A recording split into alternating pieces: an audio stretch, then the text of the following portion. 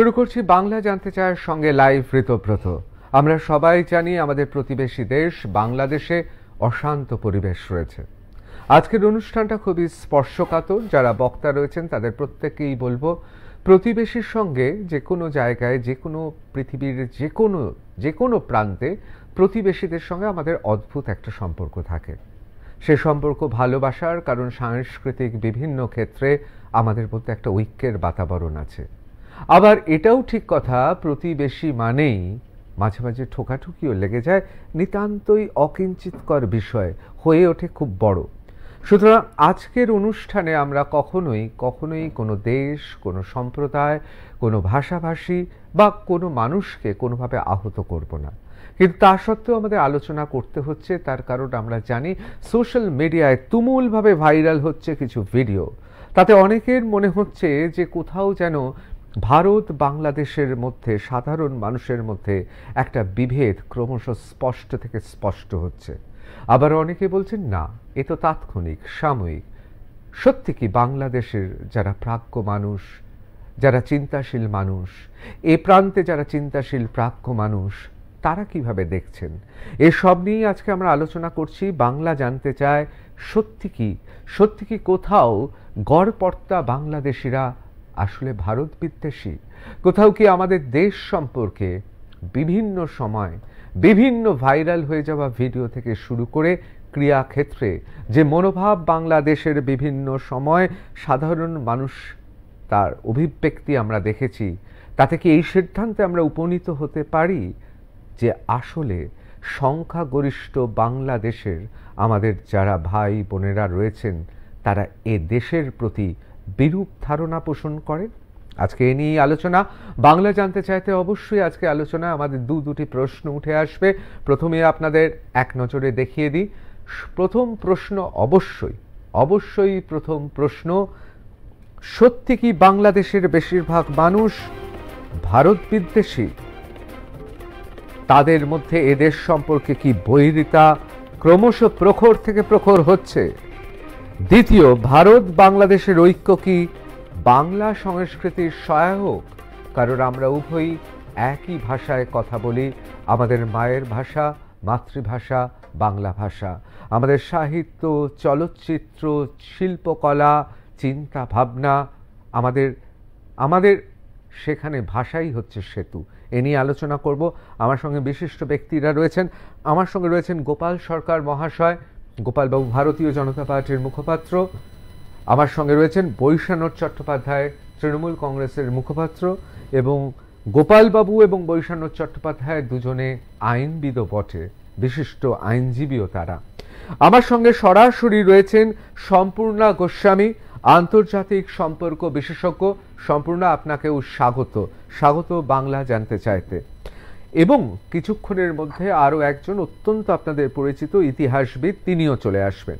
আমি আলোচনাতে যাওয়ার আগে প্রথমেই একবার একটু দেখিয়ে নেব কেন এই প্রসঙ্গের অবতারণা, কেন আজকে আমরা বাংলা জানতে চাইছি বেশিরভাগ বাংলাদেশের মানুষ কি তাহলে ভারত বিদ্বেষী? এক নজরে দেখে নেব।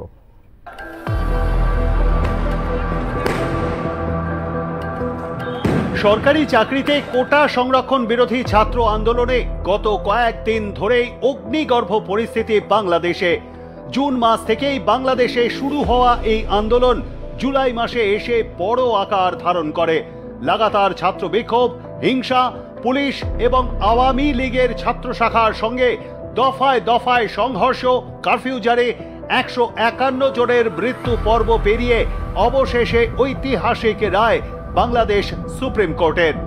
সংরক্ষণ নিয়ে হাইকোর্টের রায়কে খারিজ করে বাংলাদেশের সুপ্রিম কোর্টের 7 বিচারপতির পূর্ণাঙ্গ বেঞ্চ জানিয়ে দেয়,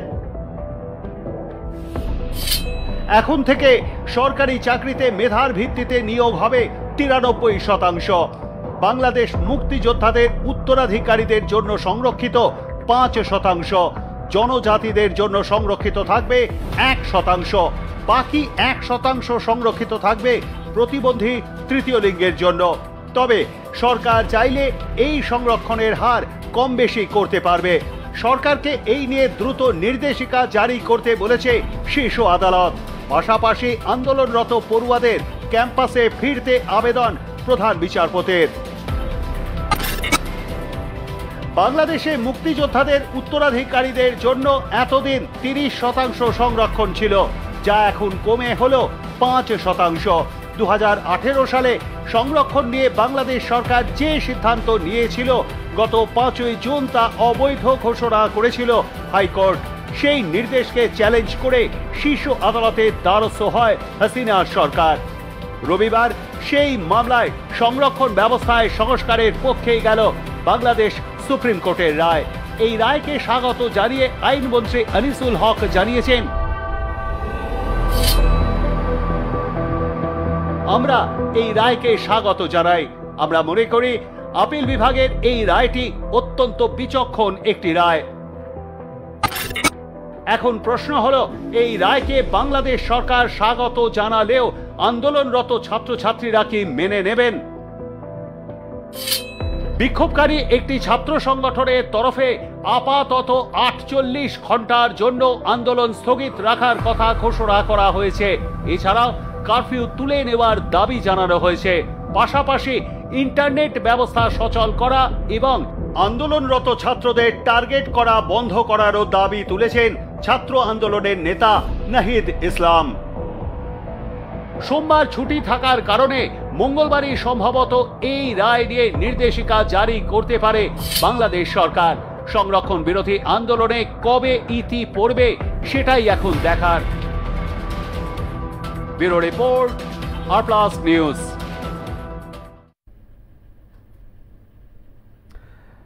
কথা বলতে বলতে চলে এসেছেন বিমান সমাদ্দার, ডক্টর বিমান সমাদ্দার, ইতিহাসবিদ এবং তার গবেষণা উদ্বাস্তু আন্দোলন নিয়ে অত্যন্ত গুরুত্বপূর্ণ আঙ্গিকে তিনি আলোচনা করবেন। প্রথমেই আমি চলে যাচ্ছি সম্পূর্ণা গোস্বামীর কাছে। তিনি আন্তর্জাতিক সম্পর্ক যে রয়েছে আমাদের সঙ্গে বাংলাদেশের, সে বিষয়ে তিনি বিশেষজ্ঞ। আমি তার কাছেই প্রথমে চলে যাব। সম্পূর্ণা, কোথাও কি মনে হচ্ছে এই রকম যে পরিস্থিতি এখন, অগ্নিগর্ভ পরিস্থিতি বাংলাদেশে, এবং সেখানে বিভিন্ন সময়, এখন নয়, এমনকি যদি ক্রিকেটেও ভারত হারে, বাংলাদেশের মানুষের উল্লাস চোখে পড়ে আমাদের, কোথাও কি মনে হচ্ছে এই সমস্ত ভাইরাল ভিডিওগুলো একদিকে যেমন সে দেশের মনোভাব আমাদের কাছে স্পষ্ট থেকে স্পষ্ট হচ্ছে, আবার অনেকে মনে করছেন এগুলো নিছকই ভাইরাল ভিডিও, সংখ্যাগরিষ্ঠ বাংলাদেশের মানুষ তা মনে করেন না। কোথাও কি মনে হচ্ছে ভারত বাংলাদেশের মধ্যে যে সম্পর্ক, সেই সম্পর্কে গভীর ছায়াপাত বা আলোকপাত পড়বে শুধুমাত্র দুই দেশের শাসকের জন্যই আপাত দৃষ্টিতে একটা বলা যেতে পারে বাতাবরণ সৃষ্টি করা হচ্ছে মৈত্রীর, আসলে দুই দেশের জনগণ তাদের মধ্যে বৈরিতা ক্রমশ বাড়ছে, কি বলবেন? দেখুন, ভারত বাংলাদেশের যে সম্পর্ক সেটা 71 সালের থেকে শুরু, এবং ভারতের মুক্তিযুদ্ধতে যে রোল, সে রোলটার জন্য কিন্তু বাংলাদেশ এবং ভারতের যে সম্পর্ক, সে সম্পর্কের মেইন যে ফ্রেমওয়ার্ক, সে ফ্রেমওয়ার্কটা তৈরি হয়েছে। এখন বিষয় হচ্ছে যে বিভিন্ন সময়ে আমরা দেখেছি যে বাংলাদেশের জনতা বা বাংলাদেশের সরকার তারা মনে করেছে যে ভারত কিছুটা হলেও একটা বিগ ব্রাদার একটা অ্যাটিটিউড বাংলাদেশের ক্ষেত্রে দেখিয়েছে। এবং স্পেশালি আমরা যদি দেখি যে 1970-এর দশকে ইন্দিরা গান্ধীর যে ফরেন পলিসি ছিল, সে ফরেন পলিসির কারণে কিন্তু দক্ষিণ এশিয়ার বহু রাষ্ট্রের সঙ্গে ভারতের একটি বিবাদের সৃষ্টি হয়। কিন্তু 2014, আমি কেন 2014 সালটা বলছি, তার কারণ হচ্ছে আমরা দেখেছি যে 2014 সালে স্পেশালি আমাদের ভারতে একটি আমি বলবো না যে হিন্দু পার্টি, বাট একটা Hindu following party, Hinduist following party যেহেতু ক্ষমতায় এসছে, এবং 2014 সালের পরবর্তী সময় থেকে যেভাবে মেরুকরণের রাজনীতিটা ভারতের তৈরি হয়েছে, তার পরবর্তী সময় থেকে কিন্তু বাংলাদেশের আপামর জনতা তারা কিন্তু ভারত বিদ্বেষী একটা অ্যাটিটিউড নিয়েছে, এবং এটাতে কোনো দ্বিমত নেই। এবং সেটারই আমরা ইম্প্যাক্ট কিন্তু দেখতে পাই, কোনো খেলা হোক, কোনো অলিম্পিক হোক, এবং বিভিন্ন সময় আমরা দেখেছি যে বাংলাদেশের যারা জনতা তারা কিন্তু একটা ভারত বিদ্বেষী মন্তব্য বা মনোভাব তারা কিন্তু নিয়েছে। এবং দেখুন, আওয়ামী লীগের যে জনপ্রিয়তা, সেই জনপ্রিয়তাকে একদিকে যেমন আমরা নিগেট করতে পারি না, অন্যদিকে এটাও ঠিক যে আওয়ামী লীগের যারা বিরোধী তারা কিন্তু আওয়ামী লীগকে মূলত একটা ভারতের দালাল হিসাবে চিহ্নিত করে।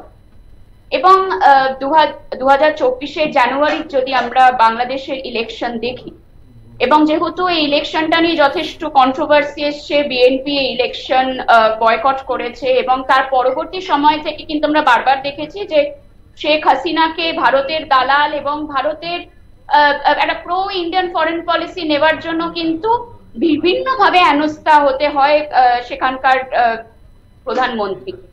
এবং কোথাও গিয়ে আমার মনে হয় যে যেভাবে বাংলাদেশে চায়নার একটা ইনরোডস তৈরি হচ্ছে, সেটা ইনফ্রাস্ট্রাকচার ডেভেলপমেন্ট হোক, সেটা ইকোনমিক ইনভেস্টমেন্টস হোক, সেটা এক্সপোর্ট ইম্পোর্ট হোক, সেখানে ভারতের ইনরোডসটা কিন্তু কম্পারেটিভলি অনেকটা কম। তো এই যে একটা ল্যাগিং বিহাইন্ড ভারতে, সেটাও কিন্তু একটা বড় ইনফ্লুয়েন্স ক্রিয়েট করেছে এই ধরনের পাবলিক ওপিনিয়ন সৃষ্টি হওয়ার জন্য। এবং আমরা দেখেছি এই ছাত্র আন্দোলনের সময় ভারতের স্পেশালি পশ্চিমবঙ্গের মানুষ তারা যেভাবে বাংলাদেশের ছাত্র আন্দোলনের পাশে দাঁড়িয়েছে বা তাদের প্রতি একটা সহানুভূতি দেখিয়েছে, ততটা কিন্তু বাংলাদেশের ছাত্রদের থেকে ভারতীয় সাপোর্টটাকে কিন্তু গ্রহণ করা হয়নি অবশ্যই। এবং এখনো কিন্তু আমরা দেখতে পাচ্ছি বিভিন্ন সোশ্যাল মিডিয়া ভিডিও বা স্টেটমেন্টস থেকে যে যারা ছাত্র আন্দোলনে যোগ নয়, যাদের ভারতে মামার বাড়ি, তারা ভারতে চলে যেতে পারে। আমার মনে হয় যে এই ধরনের পাবলিক ওপিনিয়ন যেটা বাংলাদেশে তৈরি হয়েছে, সেটা কিন্তু ভারত বাংলাদেশের যে দ্বিপাক্ষিক সম্পর্ক, সেই সম্পর্কটাকে অনেকটাই চির ধরাচ্ছে। এবং আগামী দিনে কিন্তু ভারতের কাছে এইটা একটা বড় চ্যালেঞ্জ হবে বলে আমার মনে হয়। অবশ্যই, অসংখ্য ধন্যবাদ। সম্পূর্ণ আমি আবার আপনার কাছে আসছি। আমি একবার চলে যাব গোপাল সরকারের কাছে, ভারতীয় জনতা পার্টির মুখপাত্র। যে দেশটা জন্মদিনের কেকের মতো টুকরো টুকরো করে ভাগ করা হয়েছে, যে দেশটা ভাগ করা হয়েছে ধর্মের ভিত্তিতে, যে দেশের সবকটা রাজনৈতিক দল সেই সময় পশ্চিম বাংলার, আমি পাঞ্জাবের ক্ষেত্রে যাচ্ছি না, সেই পশ্চিম বাংলার জনতার সঙ্গে প্রত্যেকটা রাজনৈতিক দল, বামপন্থী, ডানপন্থী, কংগ্রেস, তৎকালীন জনসংঘ বিশ্বাসঘাতকতা করেছিল। সেই সময়ের কথা দাঁড় করিয়ে আজকে যখন বাংলাদেশের মুক্তিযুদ্ধর সময় হোক বা বাংলাদেশের বিভিন্ন ক্ষেত্রে নরেন্দ্র মোদী সরকার একের পর এক তারা ইনফ্রাস্ট্রাকচার, পরিকাঠামোগত সুযোগ সুবিধা দিচ্ছে, কোথাও কি মনে হচ্ছে না আসলে পশ্চিম বাংলার সেই সমস্ত মানুষগুলো যারা সেই সময় ওপার বাংলা থেকে এসেছিল তাদের সঙ্গে বিশ্বাসঘাতকতা করা হচ্ছে? একসময় কংগ্রেস বিশ্বাসঘাতকতা করেছে, বামেরা বিশ্বাসঘাতকতা করেছে, এমনকি জনসংঘ বিশ্বাসঘাতকতা করেছে।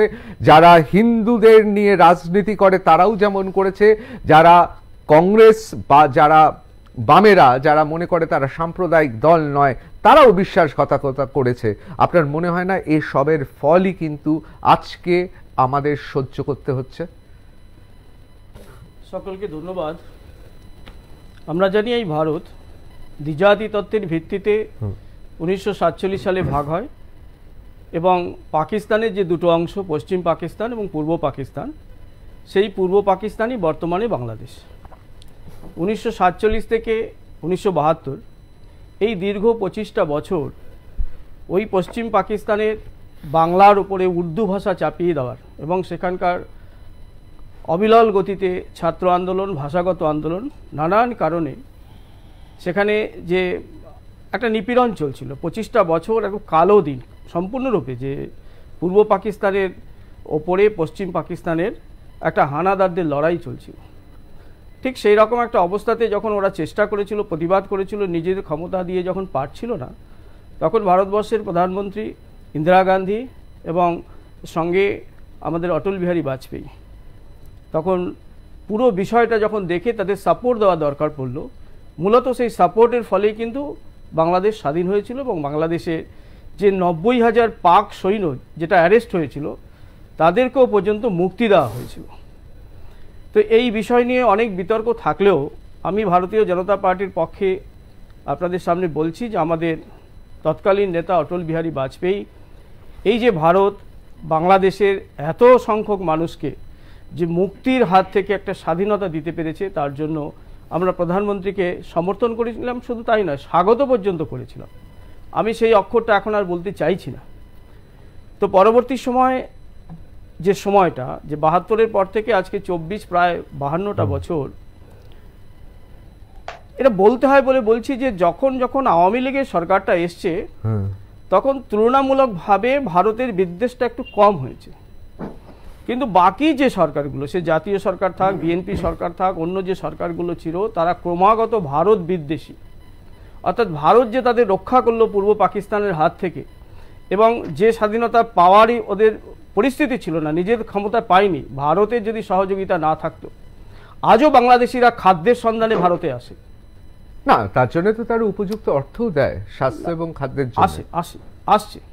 কারণ তাদের রাস্তাটা, ভারতের আসাটা সহজ এ কারণের জন্য বর্তমানেও পশ্চিমবঙ্গ ঘিরে, বাংলাদেশ ঘিরে যে পশ্চিমবঙ্গে প্রায় ২৫০০ কিলোমিটার সীমান্ত আছে, তার মধ্যে বিস্তর অঞ্চল এখনও খালি আছে, সম্পূর্ণটা কাঁটাতারে বেড়া নেই, সেখান থেকে আসা যাওয়া করছে। আমি নিজে বহুবার বাংলাদেশে গেছি, বিভিন্ন কারণে গেছি, এবং ভারতের যে বর্ডারগুলো, পশ্চিমবঙ্গের বর্ডারগুলো আমরা লক্ষ্য করেছি যে সেখানে যেখান থেকে জলের যাওয়ার যে রাস্তা, ড্রেনগুলো থেকে, ওখান থেকে মানুষ খুব সুন্দরভাবে পাস করতে পারে।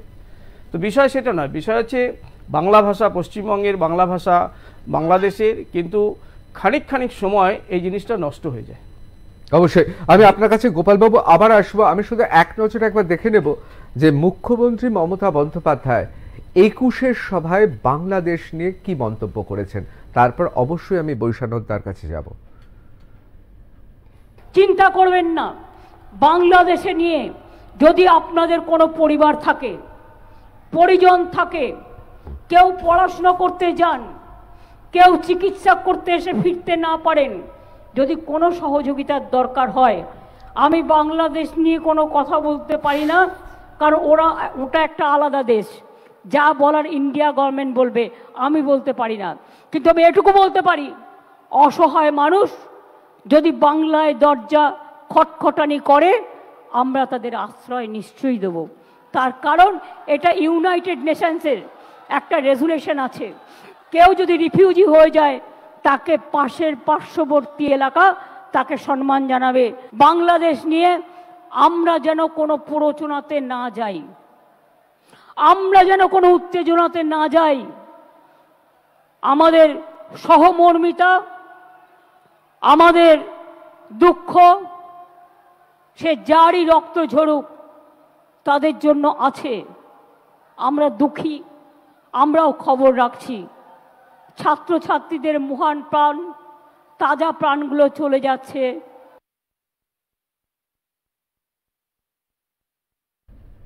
খুব তাৎপর্যপূর্ণ এই মন্তব্য। আমি বৈশানদার কাছে যাব, তার আগে একবার গোপালবাবুর কাছে যাব। গোপালবাবু, মাননীয় মুখ্যমন্ত্রী মমতা বন্দ্যোপাধ্যায় ২১-এর মঞ্চে তৃণমূল নেত্রী, তৃণমূল সুপ্রিমো হিসেবে যে কথা বলেছেন, এই কথাটা আপনারা কিভাবে দেখছেন? না দেখুন, আমাদের মাননীয় মুখ্যমন্ত্রী আমাদের একটা গর্বের বিষয়। উনি কখন কি বলেন ওনার আশেপাশের লোকরা ওনাকে মনে করে দেন না। যদিও কালকে মনে করিয়ে দিয়েছিলেন একটা বিষয়, যেটা ইকবালের ছিল সেটাকে নজরুল বলে চালাবার চেষ্টা করছিলেন।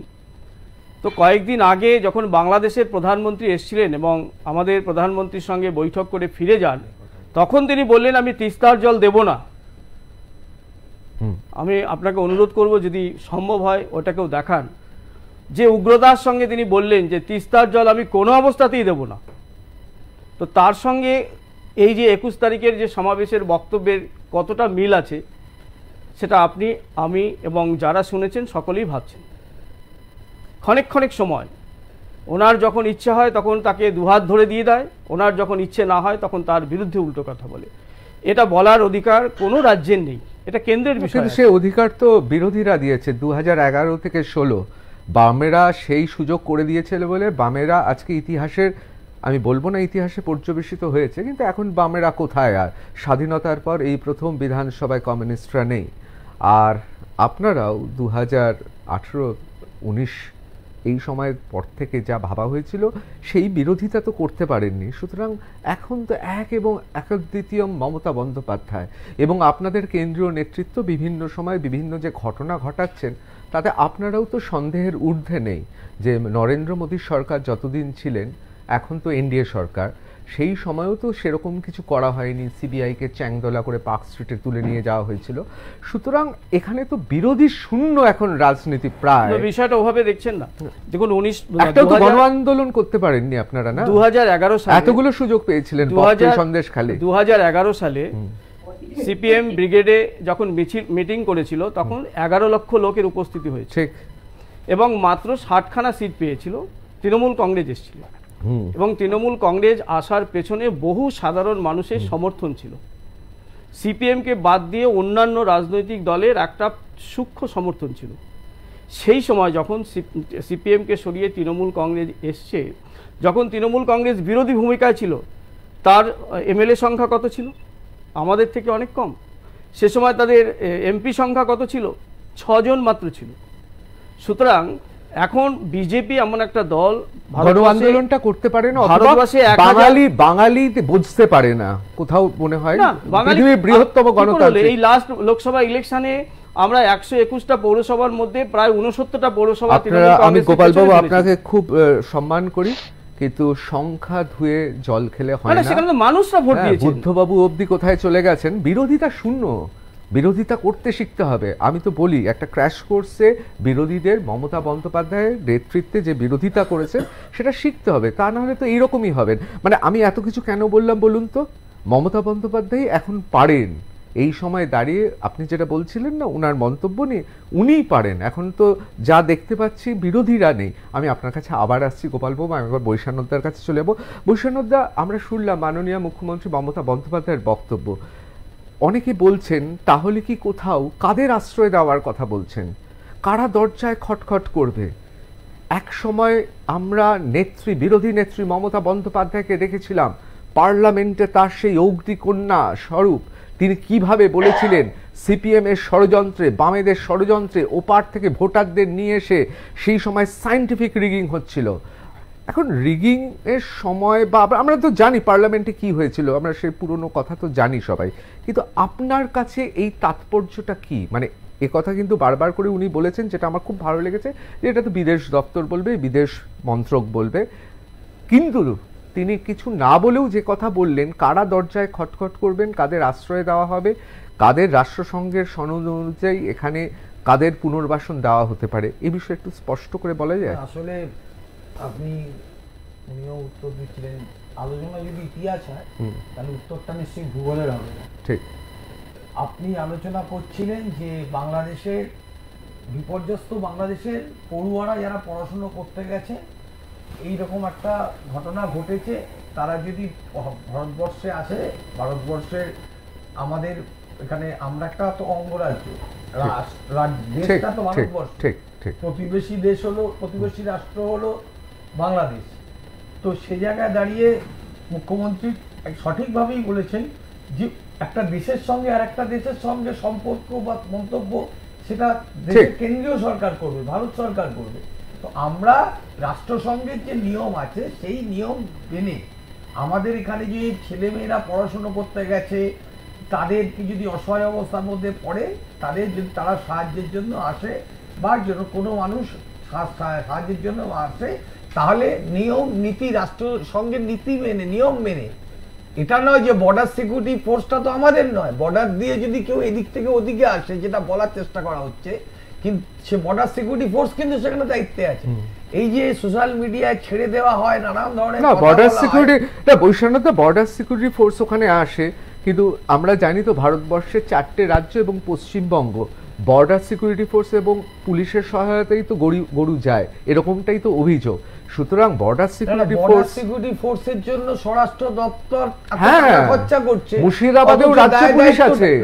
গরুর ব্যবসাটা কিভাবে হয় আপনি তো আমার থেকে খারাপ কি জানেন। আপনারা এই জিনিসগুলো করে করে তো লাস্টে কি হলো, লোকসভার ফলটা দেখলেন তো। না আপনি কি ভেবেছিলেন না আপনি বেড়ে গেল 29 থেকে, আমাদের এই ভারতবর্ষের 400 পার হবে বলেছিল, সেটা 240-এ নেমে গেল। এই যে মিথ্যে ন্যারেটিভ তৈরি করা, কেন মিথ্যে ন্যারেটিভ? আমরা তো বারবার বলছি মোদী সরকার ছিল, এখন এনডিএ সরকার, আমরা তো বারবার করে বলছি যে ভারতবর্ষে আগের থেকে গণতান্ত্রিক পরিবেশ প্রসারিত হয়েছে, আর এখানে যেহেতু অ্যাবসোলুট পাওয়ার আছে, পরের অংশটা আমি বলছি না, সেটা মানুষ বলবেন, চিন্তা ভাবনা করবেন, বিভিন্ন জায়গায় জায়েন্ট। দেখুন একটা কথা আপনাকে বলি, চিন্তাশীল মানুষ হিসাবে ভারত বাংলার যেটা পরম্পরা বা আমরা যেটা ভারতবর্ষের মানুষের যেটা বিশ্বাস করি, আমরা তো সবাইকে একসাথে আন্ডার ওয়ান আমব্রেলা রাখতে চাই। এই যে কেবলমাত্র গদির লোভে বা ক্ষমতার লোভে যদি আমরা দেশের মানুষকে বিভাজন করি, ভারতবর্ষের যে বন্ডিংটা, সোশ্যাল বন্ডিংটা, যে সামাজিক বন্ধনটা, এটাকে যদি ভেঙে দেওয়ার জন্য নানান ধরনের ঘটনাকে এটার মধ্যে ঢুকিয়ে দেওয়া হয়, তাহলে তো এটা আখেরে ভারতবর্ষের মানুষের মধ্যে খারাপ প্রতিক্রিয়া হবে। অবশ্যই আমি মনে করছি মমতা বন্দ্যোপাধ্যায় যে কথাটা বলেছেন সেটা হলো মানবিকতার দিক থেকে এটা আপনি বলছেন মানবিকতার দিক থেকে তিনি বলেছেন, এবং এই রাজ্যের যেহেতু অবশ্যই তারপরে আপনি বলছেন এটা মানবিক মুখ, এবার এটা যেটা বাংলার পরম্পরা, বাংলার পরম্পরা তো শুধু কংগ্রেস আমলের রিগিং নয়, বাম আমলের রিগিং নয়, বা তৃণমূল আমলের রিগিং নয়, বাংলার পরম্পরাতে তো মানবতাও আছে, লেখালেখিও আছে, এগুলোও তো পরম্পরা। আপনি তো বলছিলেন যে আমাদের সঙ্গে ওদের কালচারালি কিছু সিমিলারিটিস আছে, অবশ্যই, এবং ভাষাগত সিমিলারিটিস আছে, অবশ্যই। সুতরাং আমরা যদি সেই দিকগুলো কল্পনা করি, বিজেপি দল তো বাংলার মানুষের পালসটা বোঝে না, নাহলে রবীন্দ্রনাথ ঠাকুরকে কেউ বলে বিজেপি দলের প্রতিষ্ঠাতাই বাঙালি। না না, আমি আজকে রবীন্দ্রনাথ, আমি বৈশানদ্দা, আজকে রবীন্দ্রনাথ, নজরুল, ইকবাল নিয়ে কোনো আলোচনা করব না, এটা নিয়ে একটা স্বতন্ত্র আলোচনা করব, কারণ রাজনীতিবিদরা কি বোঝেন না বোঝেন, দেশে কারা চালাচ্ছে, আমরা ওটা নিয়ে একদিন আলোচনা করব। সেখানে রবীন্দ্রনাথ থাকবেন, ইকবালও থাকবেন, নজরুলও থাকবেন, সবাই থাকবেন, আমরা আলোচনা করব। আপনার মতো মানুষকেই ডাকবো। আপনি তির্যক মন্তব্য করতে ভালোবাসেন, আমি ঢুকতে চাইছি না, ইকবাল, নজরুল, রবীন্দ্রনাথে ঢুকতে চাইছি না। উনি বিজেপি বাঙালিটাকে আলাদা করতে চাইলেন, বিজেপি দলের প্রতিষ্ঠাতা একজন বাঙালি, আপনারা বাঙালি বিদ্বেষী, এটা বললে তো হবে না।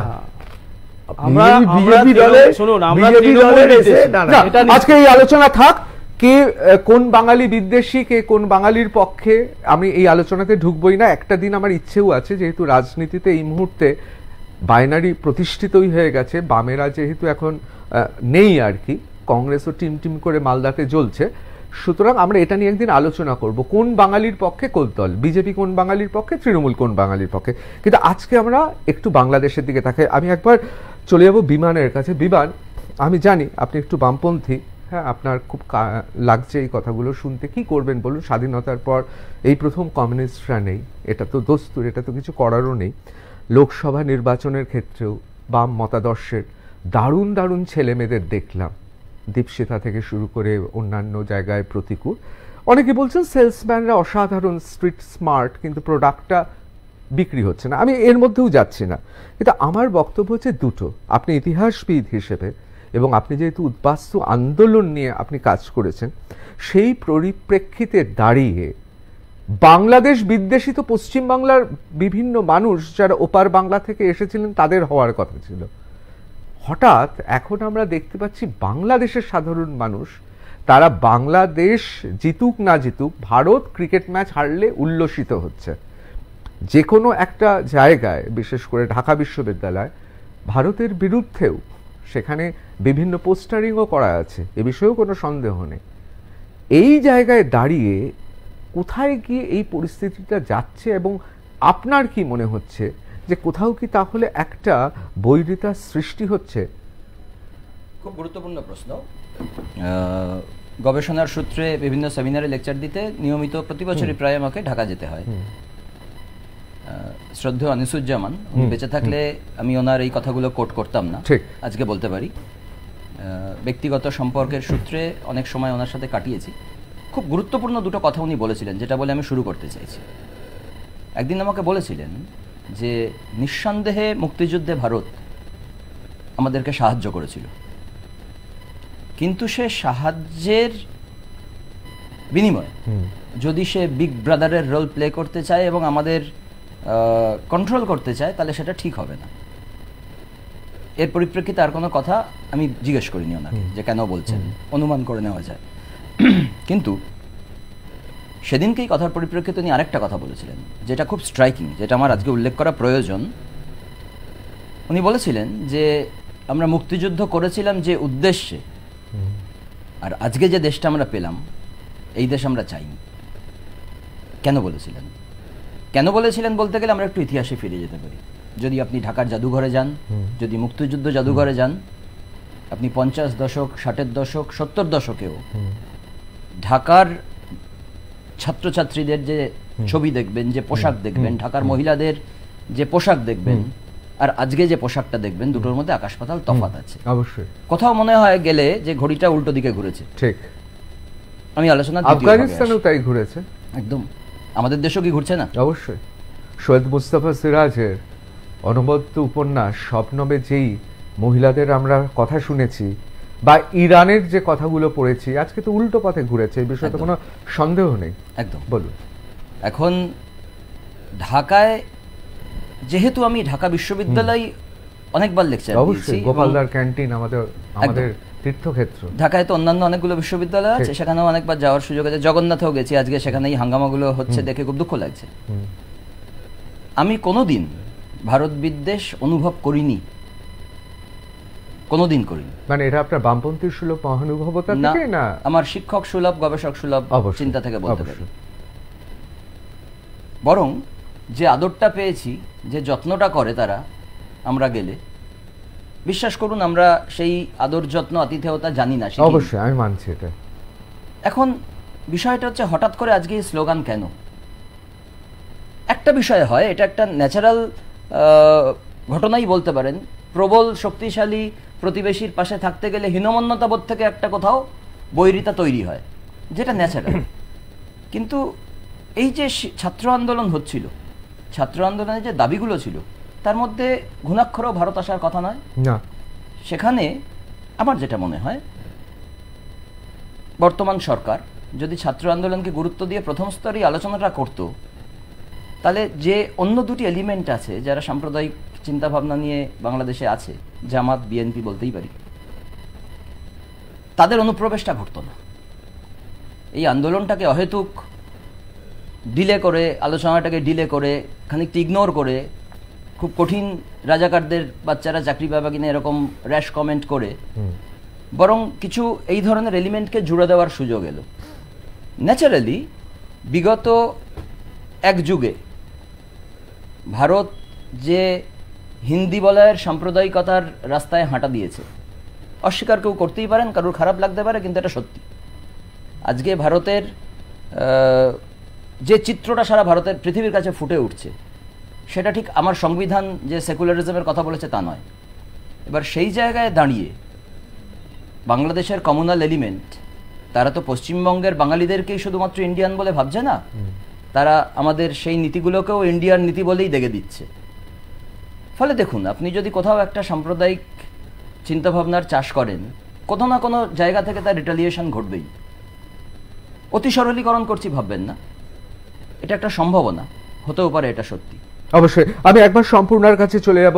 সম্পূর্ণা, আপনার কি কোথাও মনে হচ্ছে যে ভৌগোলিক অবস্থান হোক, কৌশলগত কারণে হোক, সত্যি কি বাংলাদেশ এতটাই দরকার ভারতবর্ষের, যেখানে ভারতবর্ষ পারে চীনের মতো দেশের চোখে চোখ রেখে কথা বলতে, যেখানে ভারতবর্ষ পারে পাকিস্তান সর্বশক্তি দিয়ে লড়লেও শুধুমাত্র তাদের সবক শেখানোর জন্য শুধুমাত্র কিয়দংশ তার সামরিক বাহিনী ব্যবহার করে কারগিল থেকে শুরু করে একের পর এক ঘটনায় প্রমাণ করতে যে ভারত তাদের থেকে অনেক শক্তিশালী, সে ভারত সহনশীলতা নিয়ে প্রতিবেশীদের সঙ্গে থাকে। বাংলাদেশ তার এত দরকার বাংলাদেশকে যে প্রায় বাধ্য হই কখনো ইনফ্রাস্ট্রাকচার পরিকাঠামোগত, কখনো তিস্তার জলবন্টন চুক্তির জন্য ভারত সরকারকে বাংলাদেশকে কার্যত তোষণ করতে হচ্ছে। কেন? কি মনে হচ্ছে, বাংলাদেশ কি সত্যি আমাদের ক্ষেত্রে এতটাই গুরুত্বপূর্ণ? দেখুন, বিষয়টা হচ্ছে আপনি একটা অ্যাপার্টমেন্টে থাকেন, আপনি অ্যাপার্টমেন্টের আশেপাশে আরো অনেক ফ্যামিলি আছে, আপনি কি সব ফ্যামিলির সঙ্গে ঝগড়া করে থাকতে পারবেন? এটা কখনো সম্ভব না। এবং আমাদের যদি ভারতের বিদেশ নীতি দেখা হয়, তাহলে ভারতের বিদেশ নীতি কিন্তু অত অ্যাগ্রেসিভ বিদেশ নীতি নয়। আমরা কিন্তু অন্যান্য রাষ্ট্রের টেরিটরি অ্যানেক্স করা বা অন্য কারুর টেরিটোরিয়াল সিতে নিজেদের ক্লেমস করা, আননেসেসারিলি বর্ডার কনফ্লিক্টে জড়ানো, এগুলো কিন্তু ভারতের বিদেশ নীতির মধ্যে পড়ে না। এবং ভারতবর্ষ 1947 পরবর্তী সময় থেকে বারবার করে চেয়েছে যে তার যে নেবারহুড, সে নেবারহুডটা যেন পিসফুল থাকে। কারণ ভারতের একটা অ্যাম্বিশন আছে, সে অ্যাম্বিশন হচ্ছে একটা গ্রেট পাওয়ার হওয়ার। এবার সে গ্রেট পাওয়ার হওয়ার জন্য তার অর্থনৈতিক সামরিক ক্ষমতা কতটা আছে বা আগামী দিনে কতটা হবে সেটা তো ভবিষ্যৎ বলবে, কিন্তু তার একটা অ্যাম্বিশন আছে। এবং এই অ্যাম্বিশনটাকে যদি অ্যাচিভ করতে হয় তাহলে তার পরিবেশকে কিন্তু পিসফুল রাখতে হবে। কিন্তু দুর্ভাগ্যবশত আমাদের দক্ষিণ এশিয়ার যে সমস্ত রাষ্ট্রগুলো আছে, একটা রাষ্ট্র কিন্তু পলিটিক্যালি স্টেবল নয়। সেটা পাকিস্তান হোক, সেটা আফগানিস্তান হোক, সেটা নেপাল হোক, সেটা শ্রীলঙ্কা হোক, মালদ্বীপস হোক, মায়ানমার হোক, বাংলাদেশ হোক, পলিটিক্যাল ইনস্টেবিলিটি কিন্তু একটা মারাত্মক সমস্যা।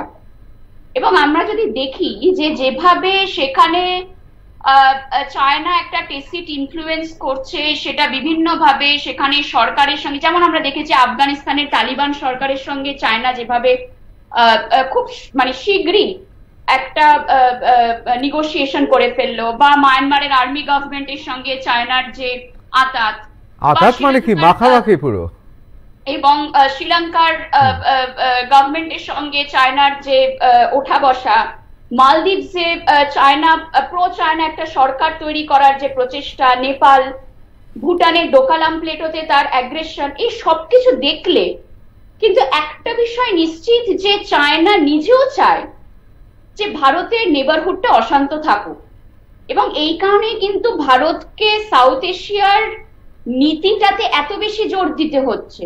এবং তিস্তা জলবন্টন যতক্ষণ না বাংলাদেশের সঙ্গে কনক্লুসিভ একটা এগ্রিমেন্টে পৌঁছাচ্ছে, উত্তর পূর্ব ভারতকে আরো বেশি কানেক্টিভিটির মধ্যে দিয়ে জোড়া, সেখানে উন্নয়ন করা, এটা কিন্তু একটা চ্যালেঞ্জ হয়ে যায়। অবশ্যই সম্পূর্ণ। কোথাও কি আপনার মনে হচ্ছে তাহলে আমাদের শত্রু বিভিন্ন শক্তি তারা বাংলাদেশের এই অশান্ত পরিবেশকে আশ্রয় করে ভারত বিদ্বেষ ছড়াচ্ছে? এটা একটা ষড়যন্ত্রের ব্লুপ্রিন্ট, যেখানে বাংলাদেশে আমাদের যারা ভাই বোনেরা আছেন তারা সেই প্ররোচনায় মাঝে মধ্যে পা দিয়ে ফেলছেন। দেখুন, এটাকে সরাসরি ভাবে আমি যদি অ্যাকসেপ্ট নাও করি, এই কনস্পিরেসি থিওরিটাকে কিন্তু পুরোপুরি নিগেটও করে দেওয়া যায় না। ঠিক, কারণ আমরা জানি যে ভারতে যে সমস্ত ইনসার্জেন্সি আছে, সেটা উত্তর পূর্ব ভারতে হোক, সেটা জম্মু অ্যান্ড কাশ্মীরে হোক, বা ইভেন যেটা আভ্যন্তরীণ মাওয়িস্ট যে শক্তিগুলো আছে, সেখানে কিন্তু পাকিস্তান চীনের যে লিঙ্ক সেটা কিন্তু প্রমাণিত। কাজেই দক্ষিণ এশিয়ার বিভিন্ন পলিটিক্যাল ক্রাইসিসে যে তাদের কোনো ইনফ্লুয়েন্স নেই, এই তত্ত্বটাকে কিন্তু একেবারে নিগেট করে দেওয়া যায় না বা একেবারে ফেলে দেওয়া যায় না। কাজে আমাদের ভারতবর্ষকে কিন্তু অনেক সন্তর্পণের স্টেপ ফেলতে হবে, এবং তার স্পেশালি তার বিদেশ নীতির ক্ষেত্রে, তার নেবারহুড নীতির ক্ষেত্রে কিন্তু অনেক বেশি সন্তর্পণে, অনেক বেশি ট্যাক্টফুলি কিন্তু তাকে তার ডিসিশনস নিতে হবে। অবশ্যই আমি আপনার কাছে আসছি, আমি একবার গোপাল বাবুর কাছে চলে যাব। গোপাল বাবু, সম্পূর্ণা যে কথা বললেন তাতে এই কথা খুব পরিষ্কারভাবে তিনি বলতে চাইলেন যে এই মুহূর্তে ভারত সরকারের প্রত্যেকটা পদক্ষেপ খুব বলিষ্ঠ হতে হবে চিন্তা ভাবনা করে, এবং অবশ্যই ভারতবর্ষ যে গরিমা, যে ঐতিহ্য, যে শক্তির ঐতিহ্যে বলিয়ান, তার একেবারে পরিপূরক হতে হবে প্রত্যেকটা পদক্ষেপ। কোথাও কি মনে হচ্ছে যে ভারতবর্ষ সেদিকেই এগোচ্ছে? আমি সম্পূর্ণাদির কথা সম্পূর্ণভাবে সমর্থন না করলেও অধিকাংশ সমর্থন করছি। চীন সম্পর্কে যে কথাটা বলেছে সত্যিই বলেছে, কিন্তু আমি একটা নাল পয়েন্ট আপনাদের সামনে রাখতে চাইছি। সেটা হচ্ছে যে যেটা আমি শুরুতেই বলেছিলাম, সেটা আবার বলছি, 47-এ দ্বিজাতি তত্ত্বের, অর্থাৎ হিন্দু এবং মুসলমান, এই দুটো পয়েন্টকে সামনে রেখে যখন ভারত ভাগ হলো, তার 2-3 বছরের পরেই ভারতের প্রধানমন্ত্রী নেহেরু এবং পাকিস্তান অর্থাৎ পূর্ব এবং পশ্চিম দুটোকের প্রধানমন্ত্রী লিয়াকতের মধ্যে একটা চুক্তি হলো।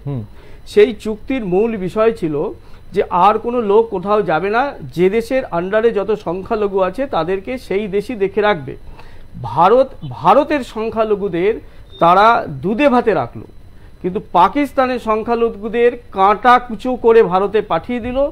বাংলাদেশ থেকেও কিন্তু সেই জিনিসটা হয়েছিল, তখন পাকিস্তানের হাতে ছিল। পরবর্তী সময় ভারত যখন 72-এ, তাহলে কি আপনি বলছেন একদিকে যে না আমাকে সময় না দারুণ কথা বলেছেন, এই বিষয়টা একটু জাস্ট কাইন্ডলি বলছি, রিকোয়েস্ট করছি, একদম মানে ওই সবের ইতিহাসের কালো কথা সবাই জানে, এটা একদম সত্য। এইটার জন্য আজকে ঘটনাটা ঘটছে। 1972-এ যখন বাংলাদেশ স্বাধীন হলো, তখন মুজিব বলল ওটা তো লিয়াকত এবং নেহেরুর চুক্তিটাকে রিভাইভ করার জন্য ইন্দিরা মুজিব চুক্তি হলো। ইন্দিরা মুজিব চুক্তি তো সেম পয়েন্ট হলো যে ভারত এখানকার সংখ্যালঘুদের রক্ষা করবে, বাংলাদেশে যে সংখ্যালঘু আছে তাদেরকে রক্ষা করার দায়িত্ব তাদের। অবশ্যই সেই সময় 16% বেশি ছিল, কিন্তু আজকে সেই শতাংশটা 9 এসে দাঁড়িয়েছে। একটা প্রভাব যেটা পড়ছে যে আওয়ামী লীগের প্রধানমন্ত্রী শেখ হাসিনার উপর বাবার করা চুক্তিটাকে একটু বাঁচিয়ে রাখবার জন্য যখন ওখানকার সংখ্যালঘুদের প্রতি একটু মহিমা দেখায়, তখন সেখানকার জামাত থেকে শুরু করে এমনকি কমিউনিস্ট পার্টি সহ এবং ওখানকার যারা আছে মানে আদার দ্যান আওয়ামী লীগ, সবাই তখন ভারত বিদ্বেষী কথাবার্তা বলে এবং হাসিনাকে ভারতের দালাল হিসেবে। অবশ্যই তার মানে গোপালবাবু কোথাও কি এটা হচ্ছে না, আমি বৈশানকদার কাছে যাব। গোপালবাবু যে কথা বললেন সম্পূর্ণার কথার সঙ্গে আংশিকভাবে উনি সহমত পোষণ করেও সম্পূর্ণা খুব পরিষ্কারভাবে বিদেশ নীতি এবং বাংলাদেশ এবং ভারতের সম্পর্ক নিয়ে বললেন। তার সঙ্গে সঙ্গে একটা জেহাদি দৃষ্টিকোণের কথাও গোপালবাবুর কথা থেকে উঠে এলো, যেখানে কোথাও ধর্মের কারণে ধর্মের জন্য বাংলাদেশে সেখানকার সংখ্যালঘুরা ক্রমান্বয়ে নিপীড়িত হয়েছে। কোথাও কি মনে হয় যে ভারতবর্ষে ভারতীয় জনতা পার্টি ক্ষমতায় আসাতে এ দেশের হিন্দু সাম্প্রদায়িক শক্তির জাগরণ বলে অনেকে যাকে মনে করেন, তার জন্যেই বাংলাদেশে মৌলবাদীদের শক্তি তারা আরো উল্লসিত হয়েছে, কারণ মৌলবাদ সারা পৃথিবী জুড়ে একই, সে যে কোনো ধর্মেরই হোক, আর সেই জন্যই আজকে এই ফলাফল। আমি মনে করি একটা প্রতিবেশী রাষ্ট্রের সঙ্গে যে কোনো মন্তব্য করার আগে অনেক ভেবে চিন্তে এটা করা উচিত। তিস্তা জল চুক্তি নিয়েও প্রত্যেকটা কথাই যদি আমি দেখুন অর্বাচীন সাংবাদিক, আমার প্রশ্ন আসেই, আমি অর্বাচীন সাংবাদিক, আমি যদি সমস্ত কিছুর মধ্যেই মানুষকে ভাগ করার কথা ভাবি, তাহলে তো আমাদের সংবিধানের উনি যেরকম বলছেন, সংবিধান যে বেসটা ধর্মনিরপেক্ষতার কথা যেখানে বলা হয়েছে, সেখানে ধর্মনিরপেক্ষতাটা তো আঘাত খেয়ে না, এটা তো বড় ভুল বললেন। প্রতিটা কথাই যদি একজন আইনজীবী হিসাবে উনি একটা বড় ভুল করলেন। আমরা এটা নিয়ে আলোচনা করব, এটা গভীর গোপালবাবু সময় খুব কম। এটা এই যে কথা বৈশানকদা তো অত্যন্ত একজন আমার প্রিয় স্পিকার, উনি যে কথা বললেন এই কথার অন্তর্নিহিত মানে বুঝতে পারছেন আপনারা? বৈশানকদা এটা নিয়ে আলোচনা করব, তার কারণ একদল যখন কোনো সম্প্রদায়কে উস্কে দেয়, ভোট ব্যাংকে ভোটের বাক্সে অন্য রাজনৈতিক দল তার থেকে মুনাফা পায়, সেখান থেকেই বায়নারি তত্ত্ব হয়, আর অর্বাচীন যারা অন্যান্য বিরোধী দল থাকে তাদের নিষ্ক্রিয়তায় এই রকমই ব্যবস্থা চলে। এটা নিয়ে আলোচনা করবো। আমি বিমানের কাছে চলে যাবো। বিমান, তাহলে পথ কোন পথে এগোচ্ছে? না, প্রথমেই একটি বিষয় ক্লিয়ার করি, আমার গবেষণার বিষয় বলেই দায়িত্ব নিয়ে বলতে পারছি। নেহেরু লিয়াকত চুক্তিতে স্পষ্ট করে যে কথাটা বলা হয়েছিল সেটা হচ্ছে যে উভয় দেশ থেকে ভয় পেয়ে যারা চলে এসেছে তাদের ফিরে যাওয়ার পরে, ফিরে যাওয়াটা এনশিওর করা হবে, ফিরে যাওয়ার পরে তারা যাতে ফেলে আসা সম্পত্তির অধিকার পায় তার দায়িত্ব সরকারকে নিতে হবে। যে কথাটা শুনলাম তা নয়, এক্স্যাক্টলি লেখা ছিল এই কথাটা। এখন বক্তা বললেন যে সংখ্যালঘুদের আমাদের দেশে দুধে ভাতে রাখা হয়েছিল, রাখা হয়েছিল না, এখনো তো সত্যি তখনও হয়েছিল, মানে খুব উদার ব্যাপার আর কি, মানে কংগ্রেস আমলেও হয়েছিল, উনি বলছেন এখনো হচ্ছে। সে ভারতবর্ষের মধ্যে উত্তরপ্রদেশও আছে, কিন্তু আমি এটা নিয়ে আজকে আলোচনা করব না। আমরা দুধে ভাতে রাখার চিহ্ন খানিকটা দেখতে পেয়েছি গুজরাটের দাঙ্গার সময়, যখন মুসলিমরা পালিয়ে পশ্চিমবঙ্গে চলে আসে তখন। এখন কতটা দুধে ভাতে না পান্তা ভাতে সেটাও আমরা জানি, সেই আলোচনায় যাব না। যে বিষয়টা বলা ভারতের মধ্যে, ভারতের বাইরে না, আজকে পশ্চিমবঙ্গ উত্তরপ্রদেশের বাইরে গিয়ে আলোচনা করব। এই প্রসঙ্গে যাব। এখন ভারতের দায় আছে ভারত বাংলাদেশকে খানিকটা সমর্থন করার, কিন্তু বিগত কয়েক বছরে আমরা দেখেছি খুব দ্রুত আমরা ভারতীয় উপমহাদেশে এবং এশিয়াতে বন্ধু হারাচ্ছি, কোথাও বিদেশ নীতির দুর্বলতা। সেই জায়গায় দাঁড়িয়ে আমাদের প্রতিবেশী রাষ্ট্র যে আমাদের একটি রাজ্যের সাথে ভাষাগত সাদৃশ্য রাখে, তারা যদি ভারত বিদ্বেষী কথা বলে সচেতন হওয়ার এবং ভয় পাওয়ার প্রয়োজন আছে, আইডেন্টিফাই করার প্রয়োজন আছে। এখন বিষয় হচ্ছে যে বাংলাদেশের মানুষরা কতটা ভারত বিদ্বেষী, যেই আলোচনাটায় আমরা আসছি বারবার। দুটো বিশ্ববিদ্যালয়ে পড়ানোর সূত্রে একাধিক বাংলাদেশের স্টুডেন্টকে প্রতি বছর পাই, তাদের মধ্যে আমি ভারত বিদ্বেষের ছোঁয়া দেখিনি। এবং যদি এটাকে মেডিকেল ট্যুরিজম বলেন, তাহলে কলকাতার প্রায় প্রত্যেকটা লিডিং হসপিটালে বাংলাদেশের রোগী যথেষ্ট পরিমাণে আসে। কতটা বিদ্বেষ থাকতে পারে মানুষের? অবশ্যই অবশ্যই আমাকে শেষ করতে হবে, তবে সব শেষে আমি একটা কথা বলবো। আমি কিছুদিন আগেই গিয়েছিলাম, সেখানে চঞ্চল আছেন, সেখানে তানজিন তিশা আছেন, বিভিন্ন বাংলা চলচ্চিত্রের অভিনেতা অভিনেত্রীরা আছেন, পরিচালকরা আছেন, শাহরিয়ারা ঘুরে গেছেন। সুরঙ্গ ছবি দারুণভাবে চলছে পশ্চিমবাংলায় এবং আমরা জানি বক্স অফিসে দারুণ ফলাফল। অপূর্ব নিশো বাংলার ঘরে ঘরে, পশ্চিমবাংলার ঘরে ঘরে রয়েছে।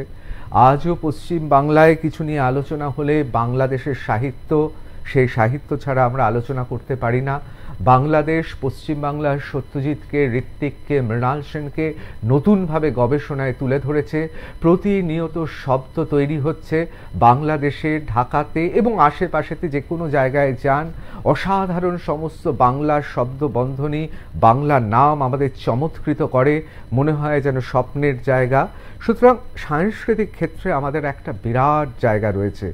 আমি ব্যক্তিগতভাবে নিশ্চয়ই বিমান এবং সবাই মনে করি বাংলাদেশে প্রচুর মানুষ আছেন যে মানুষরা তারা অত্যন্ত চিন্তাশীল, মুক্তমনা এবং তারা বাংলা সংস্কৃতির তারাও ধারক বাহক ঐতিহ্যের মধ্যে আছেন। বরং কোথাও কোথাও পশ্চিম বাংলার থেকে বাংলা ভাষাকে তারা বেশি গুরুত্ব দিয়েছেন, তার জন্য তাদের কুর্নিশ, অবশ্যই তাদের সালাম জানাবো। কিন্তু আবার অন্যদিকে কলকাতা নিয়েও আমরা খুব গর্ব করতে পারি।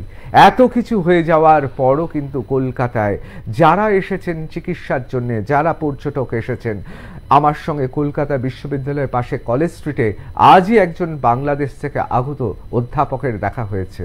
তাদের সঙ্গে আমাদের সম্পর্ক অসাধারণ।